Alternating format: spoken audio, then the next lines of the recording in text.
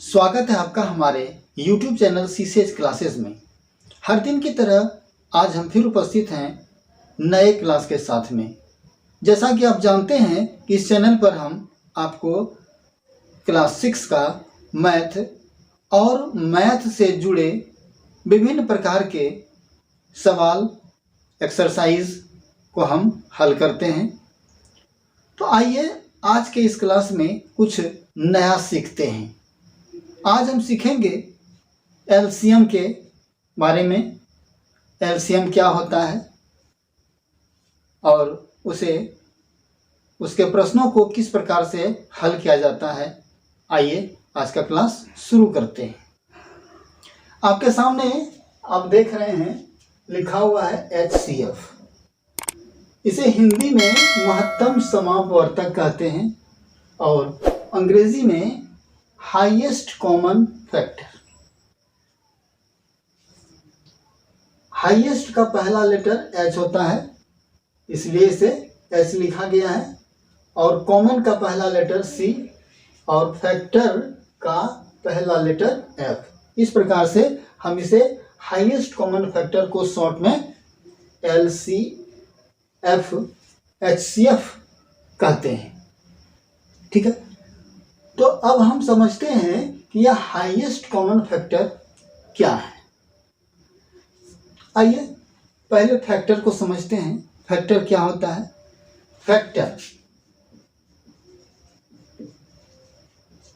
Factor means होता है खंड, है ना? खंड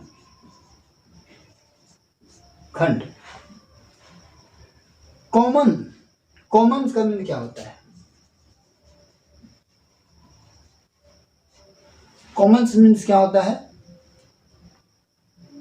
सर्वनिष्ठ।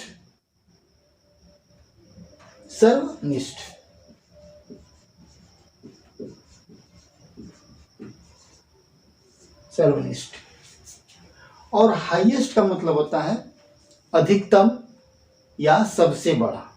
अधिकतम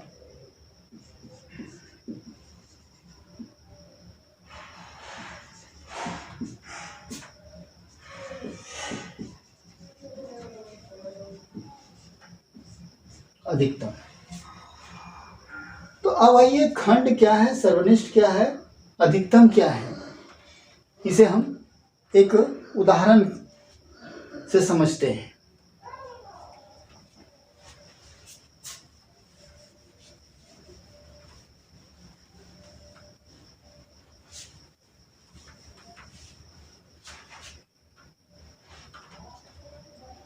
मान लेते हैं 6 तथा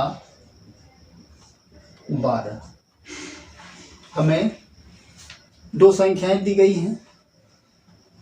तो 6 का फैक्टर यानी खंड क्या होगा? तो 6 में किन किन संख्याओं से भाग लेगा वह उसका खंड कहलाता है। तो जैसे इसमें 1 से भाग चला जाएगा, 2 से भाग चला जाएगा, 3 से भाग चला जाएगा और खुद 6 से भी तो 6 में भाग जाएगा। तो ये सारे इनके खंड हुए यानी इनके फैक्टर हुए। उसी प्रकार 12 का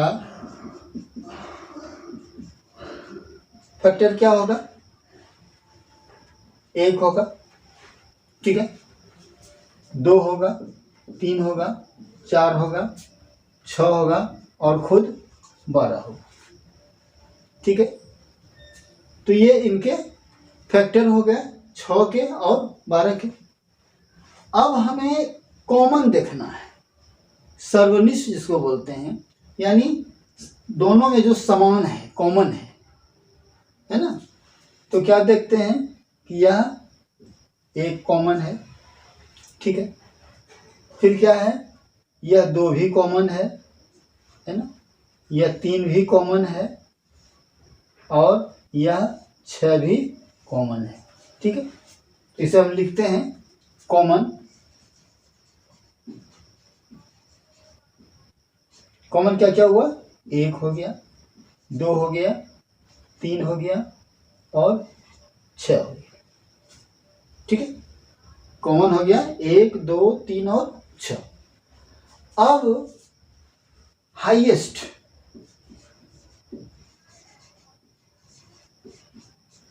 क्या हुआ?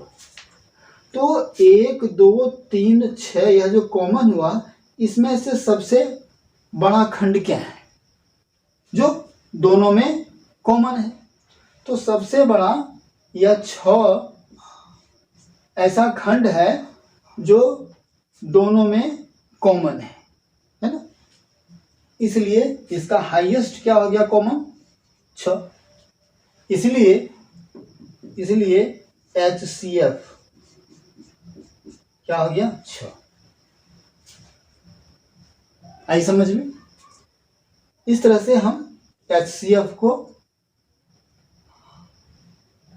निकाल लिए। तो आपने समझ लिया कि महत्तम समापवर्तक किसे कहते हैं, हाईएस्ट कॉमन फैक्टर। ठीक है, आइए अब कुछ दूसरे एग्जाम्पल को हल करते हैं। और आज हम इस क्रम में भाग द्वारा HCF निकालना सीखेंगे और फिर अगले क्लास में HCF यानी कि महत्तम समापवर्तक को किस प्रकार ट्रिक द्वारा हल किया जाता है कम समय में, उस पर हम चर्चा करेंगे। तो आइए आज सीखते हैं भाग के द्वारा महत्तम समापवर्तक निकालना। जैसा कि आप देख रहे हैं आपके सामने भाग द्वारा HCF, यहाँ पर हमने एग्जाम्पल के रूप में 2 संख्याओं को लिया है, 175 तथा 225। आइए इसका भाग द्वारा महत्तम समापवर्तक निकालते हैं। तो क्या करते हैं, दोनों संख्याओं में सबसे छोटी संख्या 175 है और इससे बड़ी संख्या 225 है। तो हम महत्तम समापवर्तक निकालने के क्रम में ध्यान रखते हैं कि छोटी संख्या से बड़ी संख्या में भाग दिया जाता है।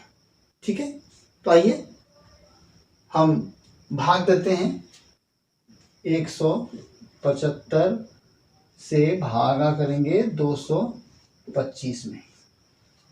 ठीक है, तो कितनी बार भाग जाएगा? 175 है, यहाँ 225 है। अगर 2 से हम ट्राई करते हैं तो यह 350 के बराबर हो जाएगा। तो हम एक ही बार भागा लगाएंगे, एक बार 175। ठीक है, अब इसे क्या करते हैं, घटाते हैं। तो 5 में 5 गया 0, 2 में 7 नहीं जाएगा तो इससे लेगा 12, 12 7, 12 में 7 गया 5, है ना, यह कट आउट हो गया। ठीक है, अब क्या करते हैं कि इस 50 से इसमें 175 में भाग देते हैं। 175। ठीक है, अब 50 से कितनी बार चलेगा? 50 दिया 150, 150 3 बार 150 हो गया। घटा दीजिए, 5 में 0 गया 5, 7 में 5 गया 2, 1 में 1 कट आउट। अब इस 25 से इस 50 में भाग देंगे। ठीक है, तो 25 2 बार में 50 हो जाएगा, हो गया 50।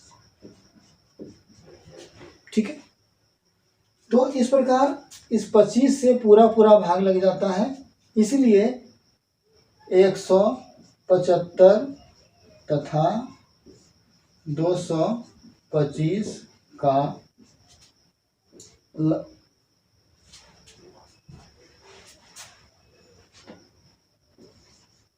महत्तम समापवर्तक बराबर क्या हो गया? 25। ये आपका महत्तम समापवर्तक यानी HCF क्या हो गया? 25। ठीक है। आइए अब कुछ थोड़ा बड़ी संख्या को लेकर देखते हैं। आपके सामने हमने एक दूसरा उदाहरण लिया है जिसमें 3 संख्याएं हैं, 108, 288 और 360। इन तीनों संख्याओं का हमें भाग द्वारा HCF यानी महत्तम समवर्तक निकालना है। तो पिछले उदाहरण की भांति ही हम देखेंगे कि इसमें सबसे छोटी 108 है, इससे बड़ी 288 है, इससे बड़ी 360 है। ठीक है। तो हमने क्या किया था, पिछले एग्जाम्पल में छोटी संख्या से बड़ी संख्या में भाग दिया था, तो यहाँ भी वही करेंगे। 108 से पहले 288 में भाग देंगे। तो क्या करेंगे, 108 भागा 288। ठीक है। तो कितना बार भाग लगेगा, 2 बार में 2 बार भागा लगाएंगे तो क्या हो जाएगा, 216। ठीक है। 8 में 6 गया 2, 8 में 1 गया 7, 2 में 2 गया। अब पिछले प्रश्न के ही तरह हम अब इस 72 से भागा लगाएंगे 108 में। ठीक है।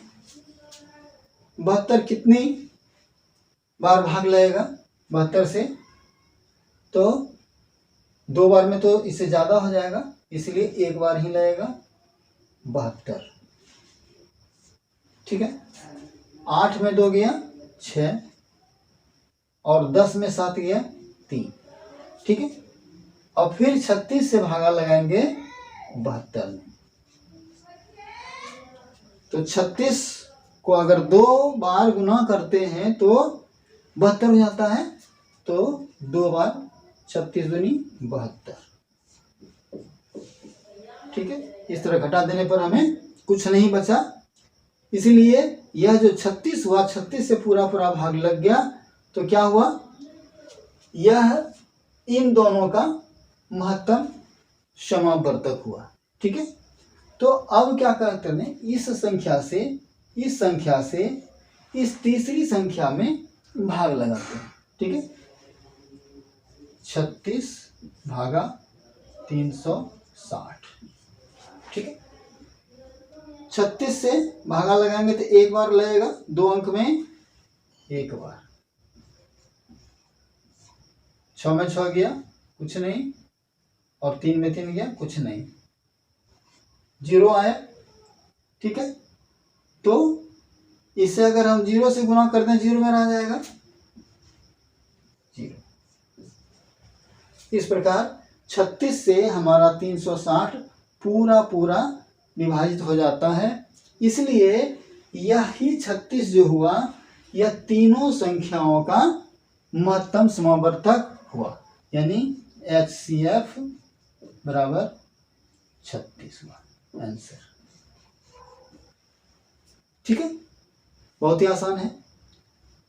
इस तरह से आप भी अभ्यास करके इस तरीके से भाग के द्वारा महत्तम समवर्तक आसानी से निकाल सकते हैं। तो आज आपने सीखा महत्तम समवर्तक कैसे निकाला जाता है, महत्तम समवर्तक किसे कहते हैं।